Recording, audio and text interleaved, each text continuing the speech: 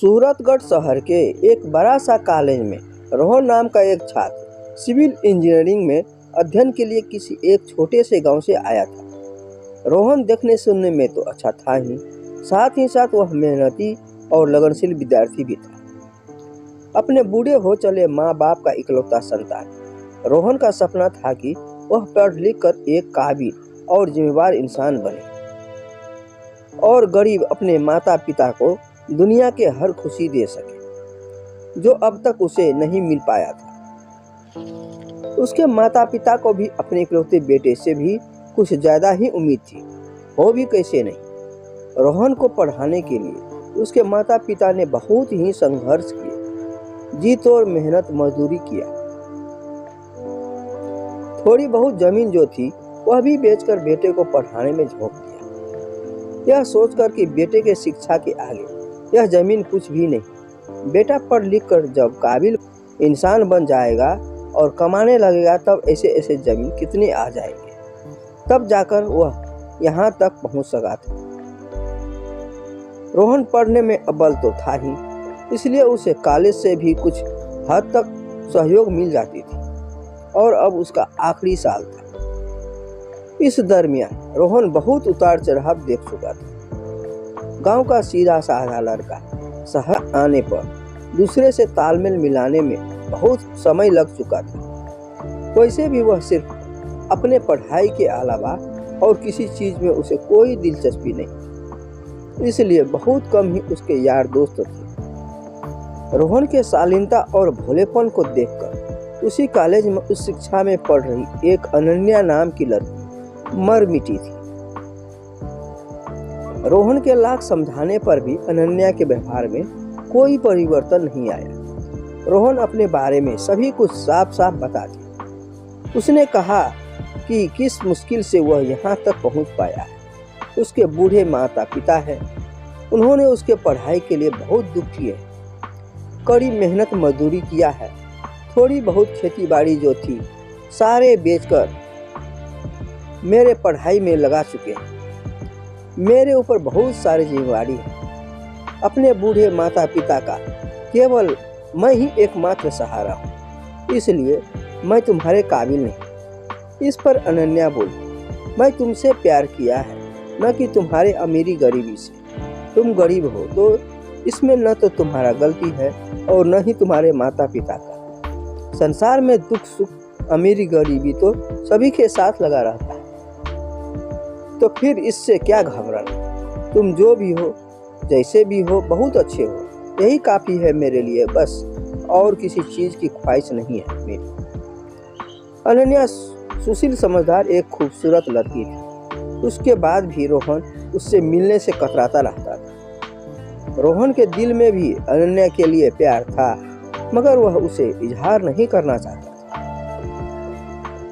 उसे डर था कि कहीं इस प्यार के चक्कर में उसका करियर न खराब हो जाए। अनन्या रोहन के प्यार में इस कदर पागल हो चुकी थी कि अंत में हार कर रोहन को अपने प्यार का इजहार करना ही पड़ा। धीरे धीरे उसका प्यार परवान चढ़ता गया। दोनों ने साथ जीने मरने की कसमें खाई, बड़े बड़े वादे किए। हालात ऐसा था कि एक दूसरे को एक दिन भी न देख पाने पर बेचैनी हो जाती थी, दोनों तड़पने लग जाता था। इस तरह दिन समय गुजरता गया। रोहन अनन्या के फाइनल एग्जाम नजदीक आ गया था, इसलिए वह पढ़ाई में ज्यादा समय देने लग गया। दिल न चाहते हुए भी अनन्या से मिलना जुलना कुछ कम हो गया था। इस बात को अनन्या भी समझ रही थी, मगर दिल क्या करे, मानता ही नहीं था। दिन में कम से कम 1-2 बार उसका मिलना हो जाता था। कुछ महीने बाद रोहन अनन्या के इंजीनियरिंग के फाइनल और अंतिम एग्जाम देने का समय भी आ गया। वह बहुत ही अच्छे से एग्जाम भी दिया। उसके सारे पेपर बहुत ही अच्छा गए, इसलिए वह बहुत खुश था। अनन्या भी कम खुश न थी। एग्जाम के बाद रोहन अपने घर अपने माँ बाप के पास जा रहा था।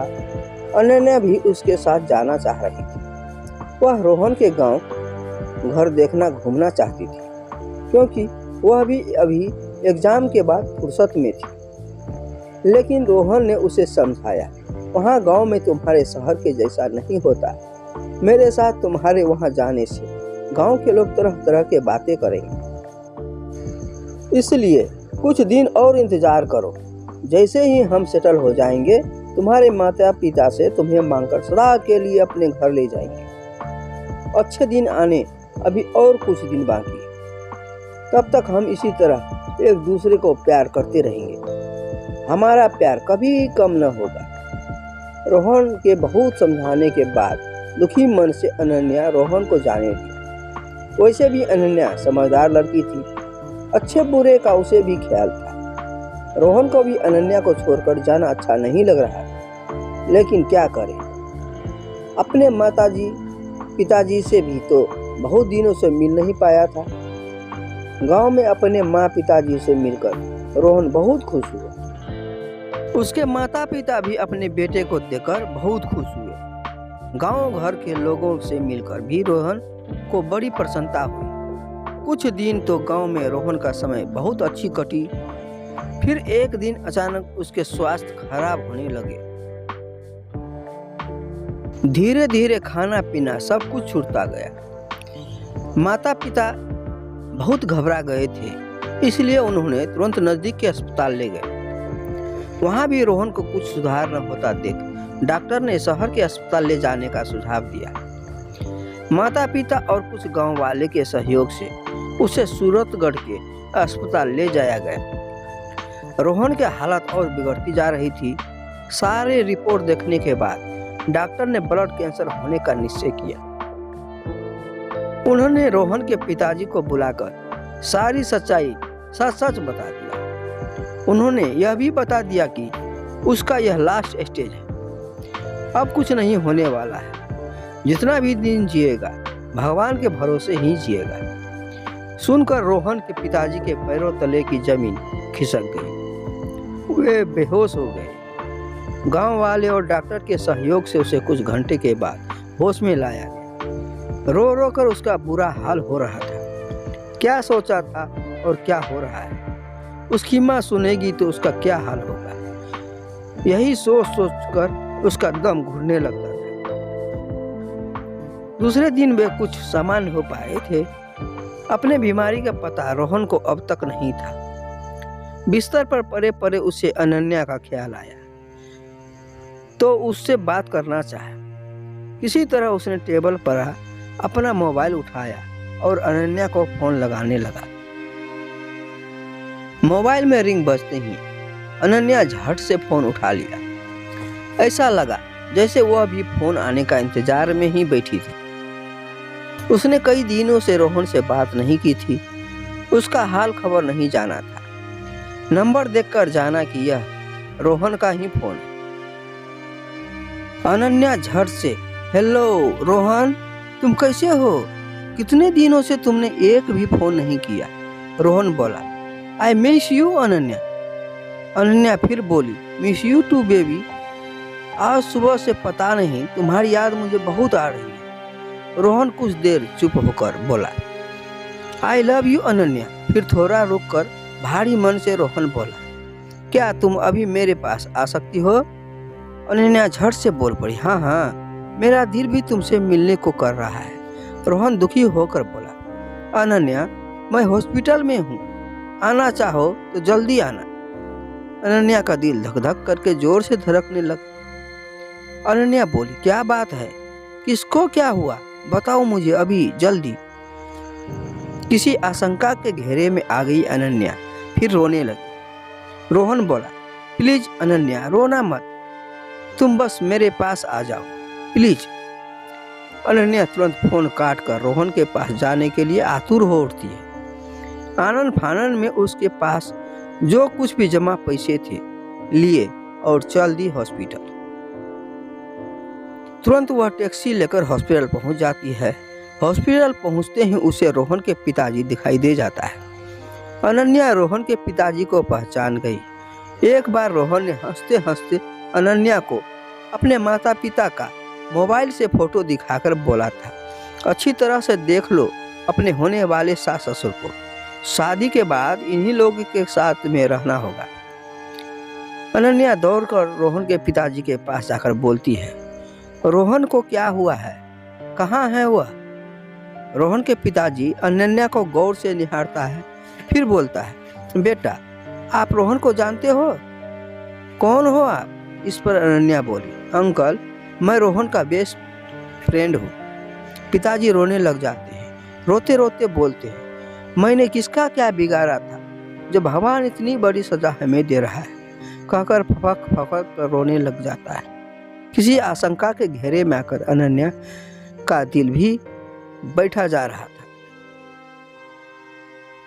आंसू इसके आंखों से छलक चुका था, जो उसने बहुत ही फुर्ती से अपने कपड़े से पोंछ चुकी थी। बड़ी बेसब्री से रोहन के पिताजी से फिर एक बार पूछ बैठी, बोलिए ना अंकल, रोहन कहाँ है? क्या हुआ है उसे? रोहन को ब्लड कैंसर है, वह भी लास्ट स्टेज पर। रोहन के पिताजी बड़ी मुश्किल से बोल सके। ब्लड कैंसर का नाम सुनकर अनन्या को ऐसा लगा जैसे वह आसमान से एक ही झटके में धरती पर आ गिरी हो। उसका चेहरा पीला पड़ गया, टप टप आंखों से आंसुओं का धारा बहने लगा। अब उसके मुंह से बोल नहीं निकल रहे थे। उसे अपनी आंखों के आगे अंधेरा सा छाने लगा।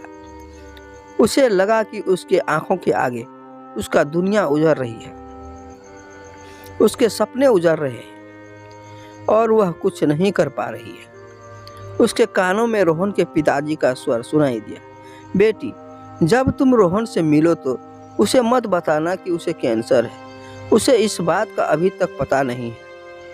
पिताजी के कहे बात सुनकर अनन्या सोचती है, मैं कोई बुरा सपना तो नहीं देख रही हूँ। अगर यह कोई बुरा सपना है तो उसके जीवन का सबसे बुरा सपना है। काश ये कोई बुरा सपना ही होता। कुछ देर पिताजी बोले, बेटी तुम यहीं बैठो, एक बार मैं रोहन को देख आता हूँ। पिताजी रोहन के पास जाता है। रोहन अपने पिताजी को देखकर पिताजी से पूछता है, पिताजी क्या कोई हमसे मिलने नहीं आया है क्या? हाँ बेटा, तुम्हारी कोई फ्रेंड आई है, नाम है उसका अनन्या। पापा क्या मैं उसे अकेले में मिल सकता हूँ?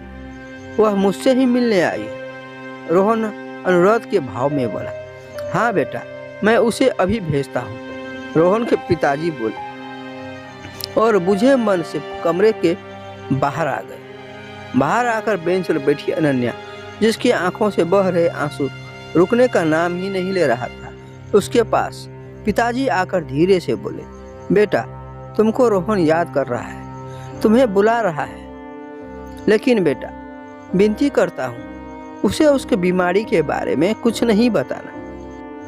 अनन्या के तो हाथ पैर के खून जाम से हो गया था, धड़कन तेज हो गई थी, दिल धक धक कर रहा था।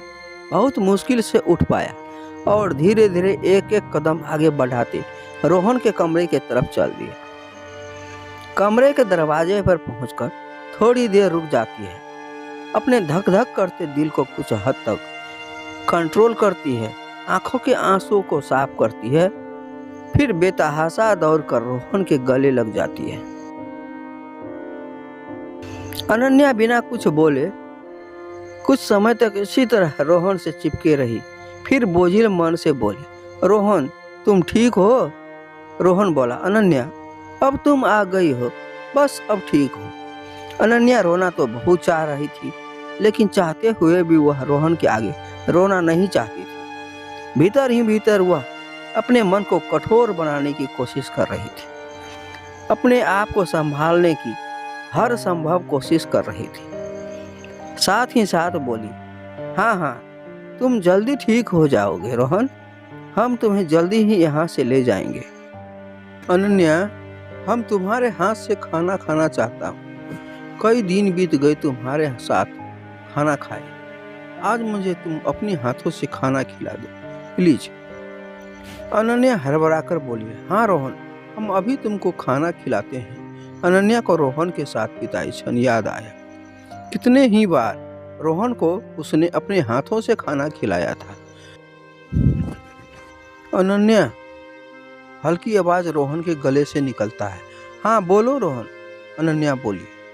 तुमने मेरा हमेशा कितना ख्याल रखा है, ऐसा सुनकर अनन्या अपने आंसू रोक नहीं पाती है और रोने लगती है।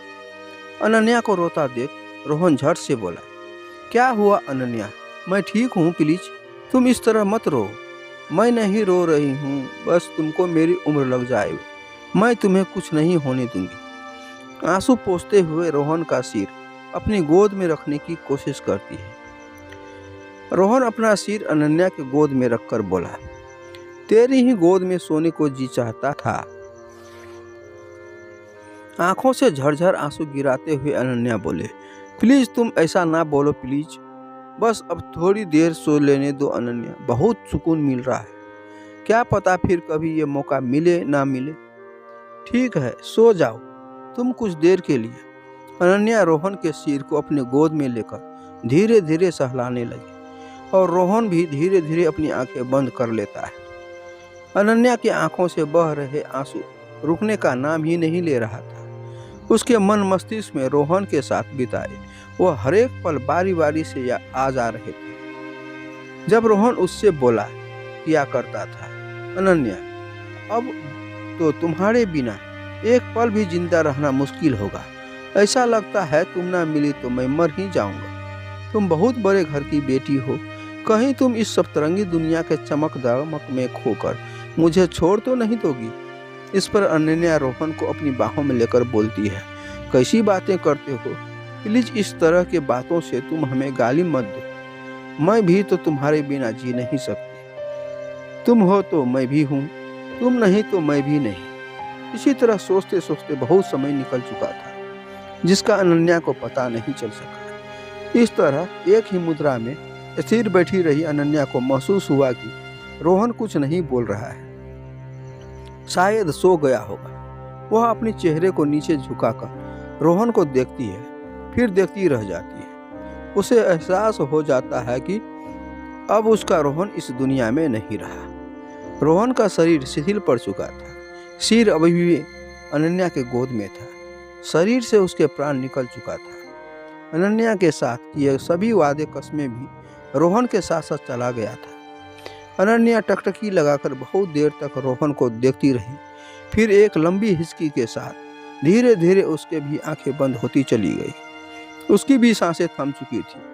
दोनों के शरीर से प्राण निकलकर खुले नीले आसमान में उड़ता चला जा रहा था। दोस्तों, कहानी पसंद आई हो तो कृपया इसे लाइक, कमेंट और शेयर अवश्य करें और आगे भी इसी तरह के वीडियो देखने के लिए अपने इस नए चैनल को अभी सब्सक्राइब करके पास में पड़ी घंटी के निशान को दबाकर ऑल को भी सेलेक्ट कर लें, जिससे इस चैनल पर अगला वीडियो अपलोड होते ही उसका नोटिफिकेशन सबसे पहले आपको मिल सके। वीडियो पूरा देखने के लिए बहुत बहुत धन्यवाद।